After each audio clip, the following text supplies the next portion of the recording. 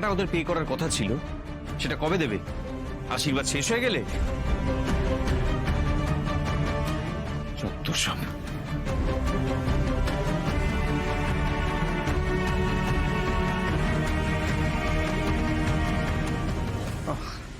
বুঝলাম, আপনি একদম চিন্তা করবেন না, বুঝলেন তো? মানে বললাম না, এই কোনে পক্ষ সবাই খুব ব্যস্ত, হয়তো এটা মাথা থেকে বেরিয়ে গেছে। আপনি আমাকে বলুন না যে কত টাকার বিল হয়েছে, কি হয়েছে, আমি ওদেরকে বলে দেবো। আপনি একদম চিন্তা করবেন না, শুধু দেখবেন সবকিছু যেন খুব ভালো করে হয়, মানে ম্যাডামের যেন একদম খারাপ না লাগে। ম্যাডাম? স্ত্রীর মতো মেয়েকে ম্যাডাম বলে একটু বেশি সম্মান দিয়ে দিচ্ছ না? আর যদি তাই হয় তাহলে তো তোমার আমাকে স্যার বলে ডাকা উচিত।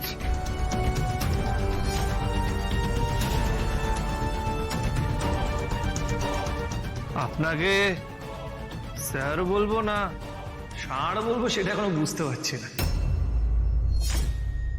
মানে আপনার যে অ্যাটিটিউড, আমার মনে হয় ষাঁড়টা বেশি মানাবে। মাইন্ড ইওর ল্যাঙ্গুয়েজ মিস্টার রাজ।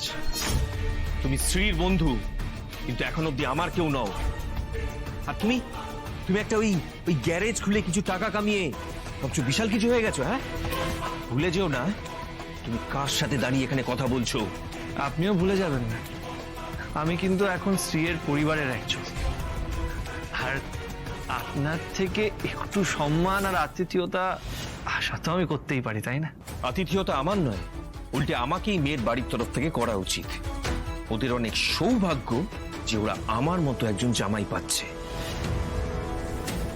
ওদের তো আমাকে বসিয়ে পুজো করা উচিত যে সতীশ চ্যাটার্জি স্ত্রীর মতো একজন মেয়েকে বিয়ে করে উদ্ধার করে দিচ্ছে।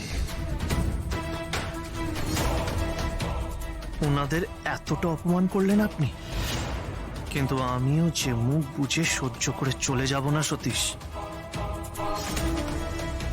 দেখছি আপনার মধ্যে এনার্জি একটু বেশি বেড়েছে। কি বললে? না মানে আমি আপনাকে স্যার বলেও ডাকবো, আর আপনাকে বসিয়ে পুজোও করব। তার আগে আমার একটা শর্ত আছে, আমাকে হারিয়ে দেখা। আর এখন যদি তুই সতীশের জায়গায় মনে মনে রাজকে দেখে ফেলিস, তাহলে আমার জানা নেই এই মুহূর্তে সেটা কতটা সঙ্গত। কতটা সঙ্গত সেটা আমারও জানা নেই রে।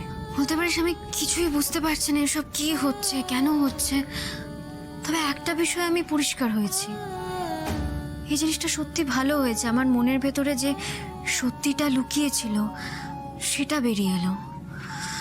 দেখ, তোদের কাছে তো নতুন করে লুকোনোর কিছুই নেই। সতীশের সঙ্গে আমার বিয়ে ঠিক হয়েছে ঠিকই, আংটিও পরিয়েছে। বাবা মা না এই বিয়েতে ভীষণ খুশি হয়েছে জানিস তো, তাই আমিও আর না বলিনি। কিন্তু শ্রী, আমার মনে হয় যে এটা তোর একটা জীবনের গুরুত্বপূর্ণ ব্যাপার, আর এই বিষয়ে তোর আরেকটু ভাবা উচিত। দেখ উর্মি, আমি মানছি আমি সতীশের সঙ্গে এখনো অতটা সহজ হয়ে উঠতে পারিনি, কিন্তু আমাকে একটা কথা বল, বাবা মা আমাদের জন্য যা যা করেন, যা যা সিদ্ধান্ত নেন, সব তো আমাদের ভালোর জন্য নেন, তাই না? এসব নিয়ে আমি আর কোনো কথা বলতে চাই না। আর তাছাড়া এত বছর ধরে শোরুমে কাজ করছি, কত মানুষদের আমরা প্রত্যেক দিন ডিল করি বলতো। আমি তোকে বলছি, আমি ঠিক একদিন সতীশের সঙ্গে মানিয়ে উঠতে পারবো। শ্রী, তোর মতো রোমান্টিক মেয়ে আমরা খুব কম দেখেছি, আর সেই তুই জীবনের এত বড় একটা সিদ্ধান্ত নিজের মন থেকে না চাওয়া সত্ত্বেও মেনে নিয়েছিস। আমাকে সত্যি খুব খারাপ লাগছে। সতীশদা কিন্তু যথেষ্ট রোমান্টিক, জানো তো? দিভাইকে নিয়ে 5 স্টার রেস্টুরেন্টে যেতে চেয়েছিল, ইভেন দিভাইকে দামি আংটি, দামি কানের দুল সব গিফট করেছে।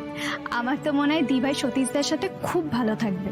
ভালো থাকার ইচ্ছে আমার নিশ্চয়ই আছে, আমি সত্যি ভালো থাকতে চাই সোমা, কিন্তু আমার কাছে না ভালো থাকার সংজ্ঞাটা অন্যরকম রে। মানে আমার কাছে ভালো থাকা মানে দামি গাড়ি, দামি বাড়ি, দামি জায়গায় ঘুরতে যাওয়া, দামি গিফট, এসব কিছুই নয়।